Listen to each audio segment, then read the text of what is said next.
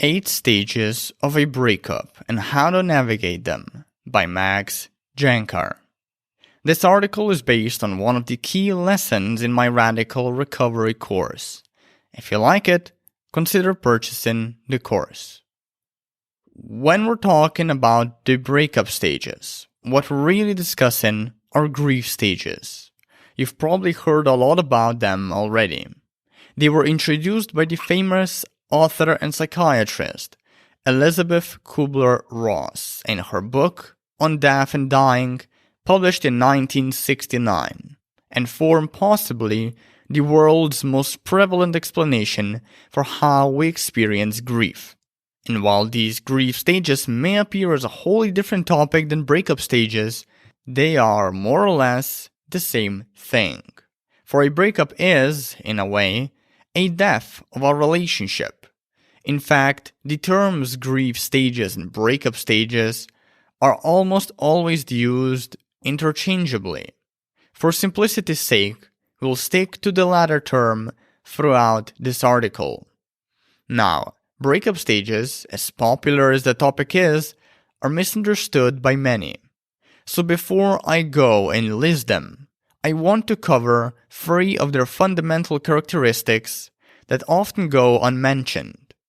Becoming aware of them will tune out any confusion you may feel during recovery. These are order, linearity, and exclusivity. Number 1. The stages of a breakup do not follow the conventional order. Despite their popularity, the stages Kubler-Ross put forward, the Kubler-Ross model, have some flaws. For one, none of them follow the conventional order, which is, number 1, denial, shock and disbelief that the breakup occurred. Number 2, anger, that someone we love no longer wants to be with us. Number 3, bargaining, the what-ifs and regrets. 4, depression, deep sadness. And 5, acceptance, acknowledging the reality of the breakup. There have been numerous reports from scientists all over the world critiquing the Kubler-Ross model for its lack of empirical research and evidence. No one could essentially prove that breakup stages follow the trajectory Kubler-Ross put forward. This predicament made scientists embark on 2 radically different ventures. Some went on to assert that Kubler's stages are inexistent, the most vocal being Professor Robert J. Kostenbaum and Dr. Christopher Labos. And others went on to refine her work. These were people like George Bonanno, Susan J. Elliott, and David Kessler, the same titans whose research forms the basis for this article. Number 2. The stages of a breakup do not unfold linearly. Elizabeth Kubler-Ross may got a few things wrong in her research, but the fluidity of her stages is not one of them. To paraphrase her, breakup stages don't unfold linearly. You don't go from one stage to the next and never revert to any of the previous ones.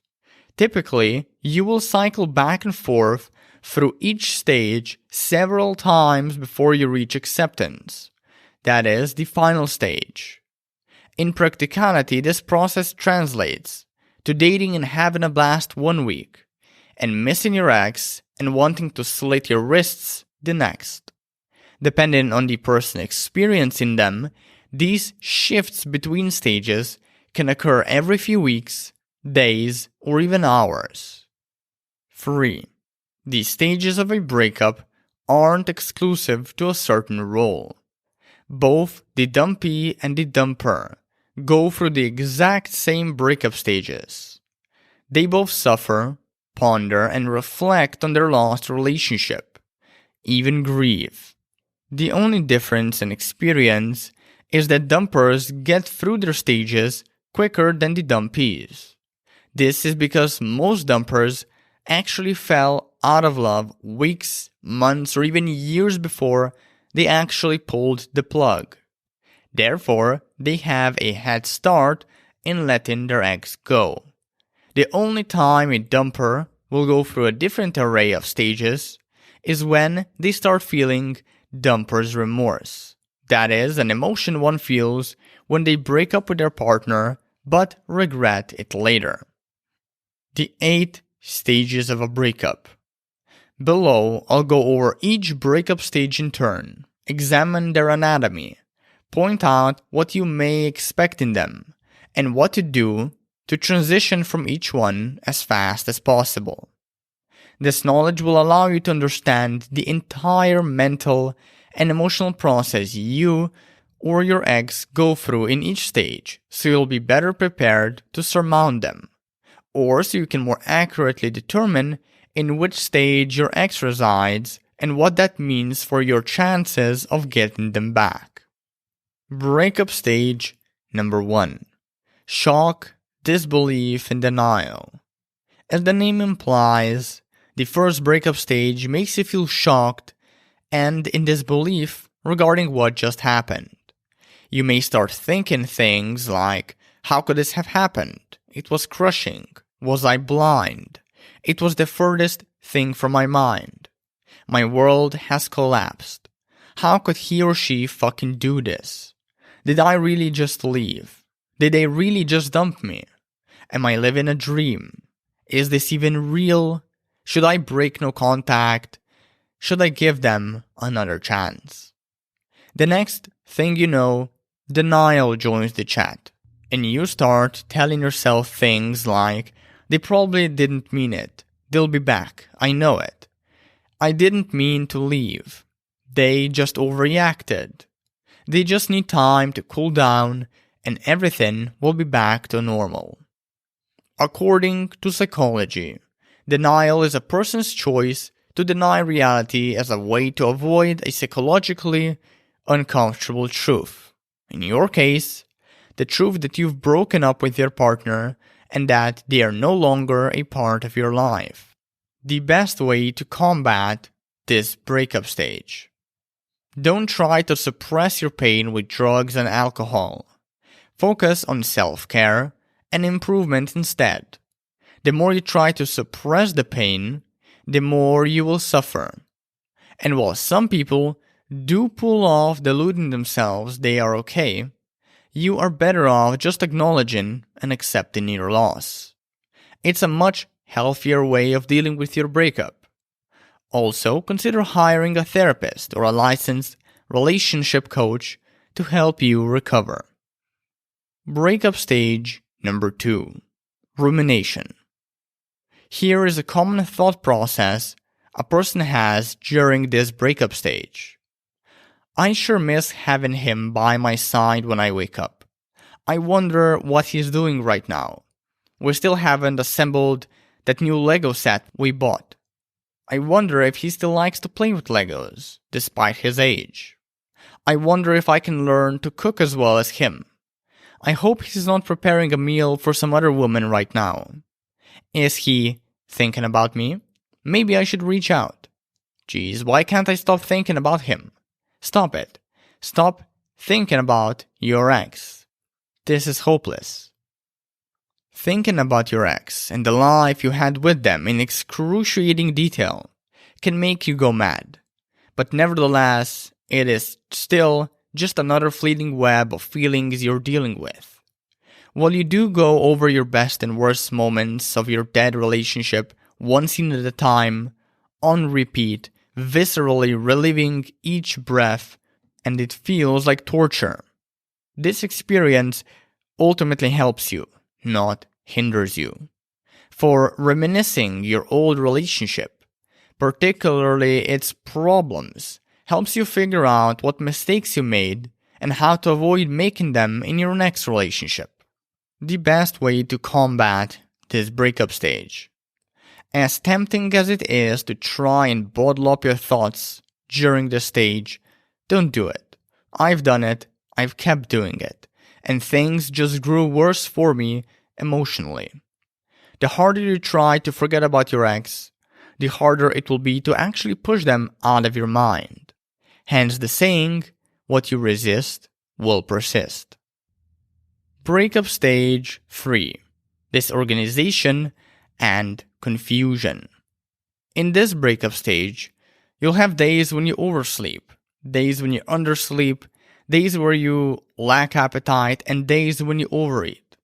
Days when you're hyperproductive, and days where you're sluggish, unmotivated, and overwhelmed. As a result of those emotional ups and downs, you will often feel like you're going crazy. Relax. This feeling is normal.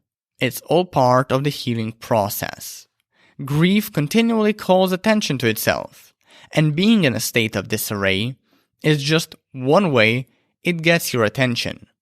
It is also a result of your mind's way of trying to restructure the world because the one it knew, the one it was structured around prior, is now gone. The best way to combat this breakup stage: write down your thoughts. It will help you make sense of your thinking and propel you into creating habits of making to-do lists, calendars, reminders, etc. And because of these habits, you'll eventually reclaim your focus your breakup took away and will be able to function normally again in crucial situations in the realm of work and school. Breakup Stage number 4: The Emotional Mess. This is the most complex breakup stage on our list. In it, you'll be inundated by a plethora of intense emotions, most commonly devastation, anger, sadness, guilt, and anxiety. Here's how to combat each of these emotions as effectively as possible. 1. Combating devastation. Regardless of the type of breakup you had, the reality is always the same. You don't have a partner anymore. You lost a part of who you were. It's normal to feel devastated. But devastation is not the real problem. The fact that it locks people into a victim mentality is one that, while feeling good in the moment, only leads to misery in the long term. The way you go about overcoming this victim mentality is by taking responsibility for your breakup. Sure, maybe it wasn't your fault, at least not entirely, but you can still take responsibility for it and stop blaming the other person. Your ex is not always a bitch, an asshole, or a toxic Fruit Loop for hurting you. Sometimes it's you who fucked up and is fucked up. And other times you're both to blame. 2. Combating anger. Grabbing your ex by the throat and drowning them in a tub full of goat blood is somewhat of an appropriate reaction after a breakup. It's good to be angry when you're heartbroken. It means you're nearing the final breakup stage. So don't suppress your anger or label it wrong, inappropriate, or unacceptable. Instead, let yourself feel your anger, and it will dissipate eventually. Notice how I emphasized feeling anger, not acting out on it. You can think about drowning your ex in goat blood while you're punching a sack of potatoes, but actually going out, prepping the goats, the knives, the tub, well, that's something you obviously shouldn't do. Number 3. Combating sadness. In the words of Susan J. Elliott, sadness is anger turned outward. So if you feel sad, anger will probably help you express and process more of that sadness, which will paradoxically make you feel better. Here is how I'd go about it. Grab a punching bag and start beating the shit out of it when you're pissed off. Eventually you'll break down and start to cry uncontrollably. Let yourself do it. After this pain period, you will feel better. 4. Combating guilt. Guilt is nothing more than an incapability to accept your situation, and everyone is prone to feel it during this breakup stage. If you feel bad for what you've done or haven't done, the things you said or haven't said, know that it's normal. You will always find yourself with just a few more things you'd want to tell your ex. a few more things to get closure and feel better. Don't linger on this desire for long. You don't need to get closure. You don't need to make things right.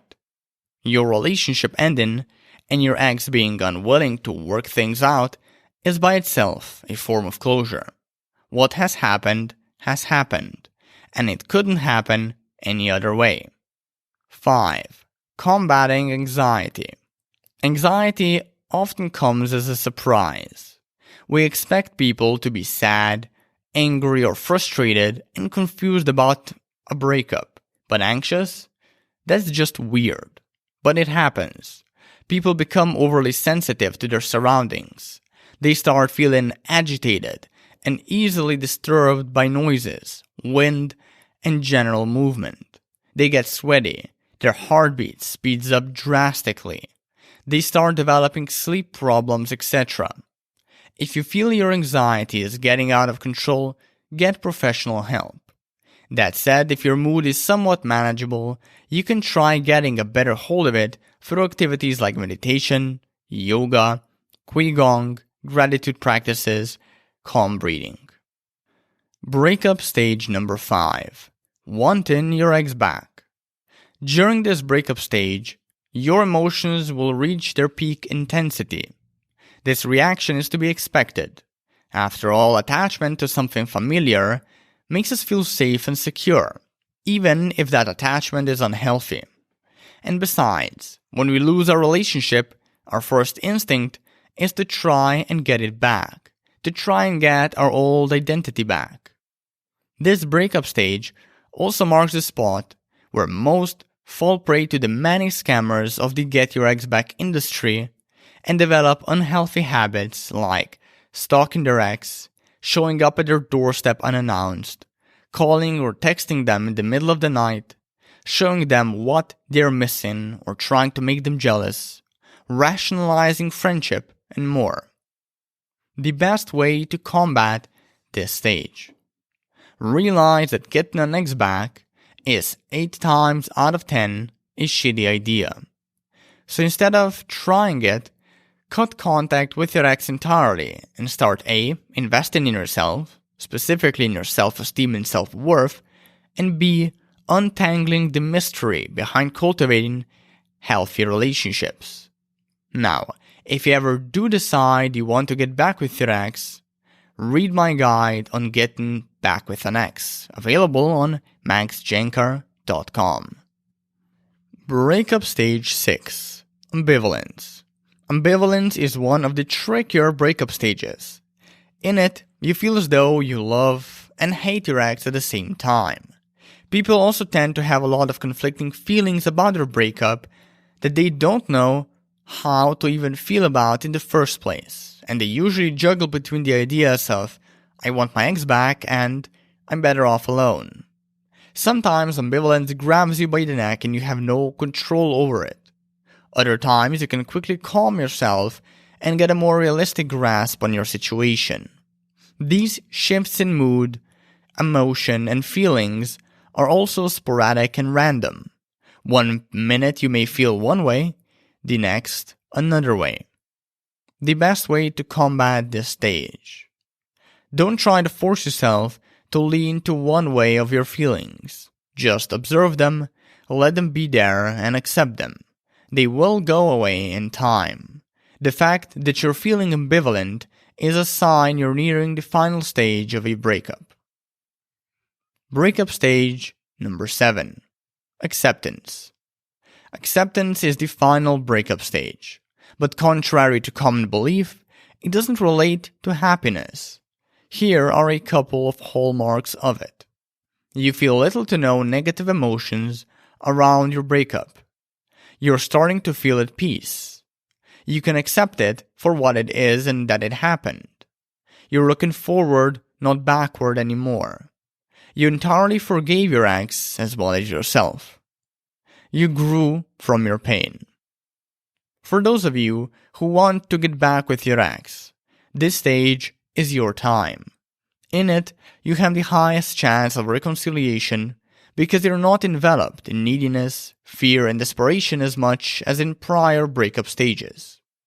And because getting to this stage takes a long time, you can adequately reflect on your relationship and begin to discern where you've gone wrong, insecurities, boundaries, compatibility, etc., and what has to be done to avoid breaking up again. Breakup stage number 8. Beyond acceptance. Some people call it uncoupling or disengagement. Some call it letting go or moving on. Others call it the meaning-making stage or the 6th stage of grief. However, most experts don't even consider this a stage at all. They regard it as a period in which people start ascribing meaning to their breakup based on their response to the event. Now, meaning is relative and personal, and the time until one finds it is different for everyone. Some people find it in a few weeks, others don't find it for years. The same can be said about where people find meaning. Some find it in religion and spirituality, some in excelling at their career, some in taking care of their kid, some in staying healthy and fit, others in keeping a bustling social life. Again, it's different for everyone.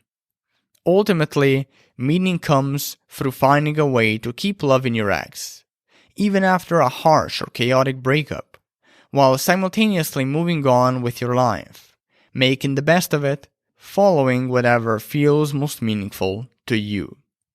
Optional. Top questions about the stages of a breakup. How long do breakup stages last?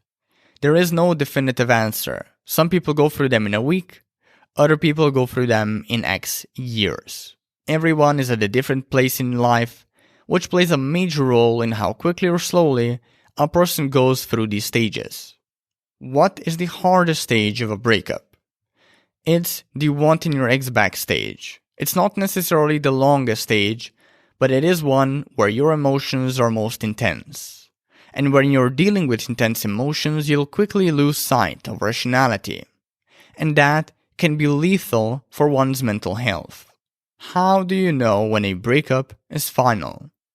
Well, I did write an article on this topic that you can read on maxjancar.com. Here's a quick rundown of the most common signs.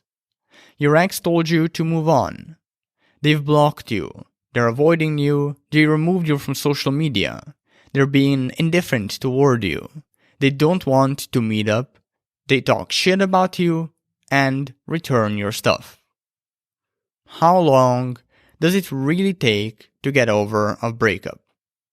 Roughly speaking, months or years. But it also depends on lots of factors. The intensity and length of your relationship, your age bracket, your attachment type, your amount of sexual experience, whether you're the dumpy or the dumper, the type of breakup you're dealing with, etc. Don't take the stages of a breakup too seriously. Like the conventional breakup stages Kubler-Ross introduced amounted to heaps of criticism, so did the latter refined versions. Therefore, I insist you take those I listed as best guesses on how you'll be experiencing grief, and not facts. You see, stage theory, be that relating to stages of a breakup, getting an ex back, rebound relationships, no contact, etc., became stage theory not because there are actual stages in it, but because it helps people impose order under chaos and offers them predictability over uncertainty. We are pattern-seeking beings trying to make sense of an inherently chaotic and unpredictable world after all. So it makes sense to develop theories that help us achieve that. So while breakup stages serve as valuable and helpful descriptive guidelines, there is no correct way to experience grief. We all experience it differently. Some people, for example, skip stages 5 and 6. Other people immediately end up in stage 2 instead of the first. You can even expect that your own experience of grief will change over time, and there is nothing necessarily wrong with that. In fact, it's likely a good thing, and a sign that you're making healthy progress toward acceptance. Top resources for navigating the stages of a breakup. If you're struggling to navigate your breakup stages, or simply want to learn more about them and how to transition from each one faster, I encourage you to check out the following resources. On Death and Dying by Elizabeth Kubler-Ross. On Grief and Grieving, also by Elizabeth Kubler-Ross. Finding Meaning, The Sixth Stage of Grief by David Kessler. Moving Through Grief, a book by Gretchen Kubaski. The Radical Recovery Course, a shameless plug by me, Max Jancar. And another shameless plug, the Breakup Recovery Manual, my book on breakup recovery.